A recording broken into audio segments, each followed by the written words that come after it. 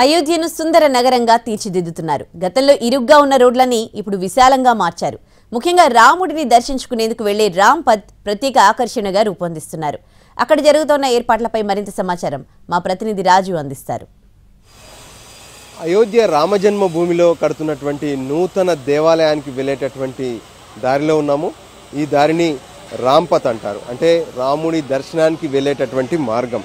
So పూర్తిగా కూడా నూతనంగా ఏ విధంగా ఇక్కడ ఏర్పాట్లు చేశారు ఏంటో మనం ప్రత్యేకంగా చూడొచ్చు. ఎక్కడికక్కడ శరవేగంగా పనులు జరుగుతున్నాయి. కన్స్ట్రక్షన్ వర్క్ కూడా జరుగుతూనే ఉంది. ప్రధానంగా చూసినట్లయితే ప్రధాన రహదారి నుంచి ఇక్కడికి రావాలంటే సో ఖచ్చితంగా మనకు కొంత సమయం పడుతుంది. అది 1/2 కిలోమీటర్ మేర ఉంటుంది. ప్రతి ఒక్కరూ నడుచుకుంటూ ఇక్కడికి రావాలి. అయితే ఈ మార్గంలో ఇప్పటి వరకు ఏదైతే మనం చూస్తున్నటువంటి ఎదురుగా ఉన్నటువంటి ఎంట్రీ అనేది ఉంటుంది. ఆ ఎంట్రీలోంచి మనం వస్తూ ఉంటాము. ఈ రోడ్ అంతా కూడా ప్రత్యేకంగా వాల్స్ మనం చూడొచ్చు. వాల్స్ను మొత్తం కూడా టైల్స్తో అలంకరిస్తున్నారు.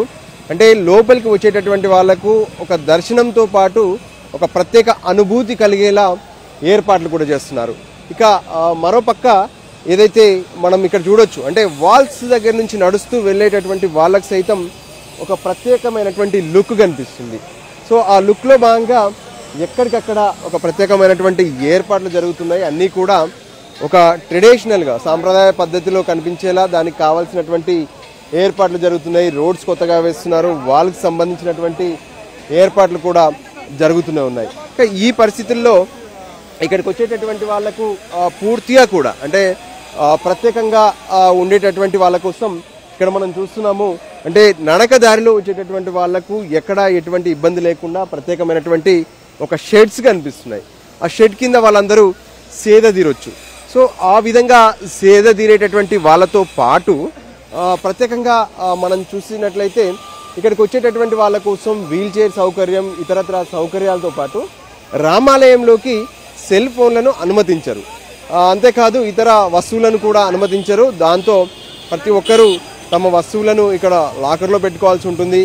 అందరి కోసం వెయిటింగ్ రూమ్స్ ఇవన్నీ కూడా మనకు కనిపిస్తున్నాయి. ఇక్కడ ఎంతో మంది మహిళలు మనకు కనిపిస్తూనే ఉన్నారు. సో మహిళల్ని మనం వాళ్ళతో కూడా మాట్లాడే ప్రయత్నం చేద్దాం. माताजी आपने बताइए आप कहाँ से आ गए? हम शहजादपुर से आए, डिस्ट्रिक्ट अम्बाले से। हाँ, अभी आपने देख रहे इधर पूरा काम चल रही है, कैसा लग रहा है? हाँ जी अच्छा लग रहा है, बहुत अच्छा लग रहा है जी। बहुत दिल खुश हो गया। हम अम्बाला हरियाणा से हैं और राम लला के दर्शन करने अयोध्या आए हैं और हमारी पूरी 50 लोगों की टीम है और हम बहुत खुश हैं। अच्छा काम कर रही है सरकार, रामलला को लेकर आ रही है। हम सब बहुत प्रसन्न है, दर्शन कर रहे हैं, काम अच्छा लग रहा है। क्या क्या विकास दिख रहा है इधर? बहुत कुछ विकास दिखा है जी, बहुत जी लग रहा, बहुत मन रहा, बहुत खुश है जी। प्रधानमंत्री मोदी जी ने जो कर दिखाया आज तक कहीं नहीं, देश विदेशों में भी उनका डंका बज रहा है। जो श्री राम जी चंद्र जी को आज यहाँ तक आए, पहले तो है ही नहीं था हमारे पास। आज श्री रामचंद्र जी का ये भव्य रूप देखकर हम कहाँ से हरियाणा से सारी दुनिया से घूमने के लिए निकले हैं और जयकारा करते श्री राम। ఇక్కడ ఉన్నటువంటి ఏర్పాట్లను చూస్తున్నారు. గతంలో ఇక్కడ ఏ విధంగానైతే దర్శనం చేసుకున్నారో వాటన్నిటిని చూసిన తర్వాత ఇప్పుడు ఎంతో సంతోషంతో మహిళలందరూ కూడా మహిళలే కాదు ప్రతి ఒక్కరు సైతం ఇక్కడ దర్శనానికి వస్తున్నటువంటి పరిస్థితి కనిపిస్తుంది. కెమెరా పర్సన్ సంజీవ్తో కలిసి రాజు, ఎన్టీవీ, అయోధ్య నుంచి.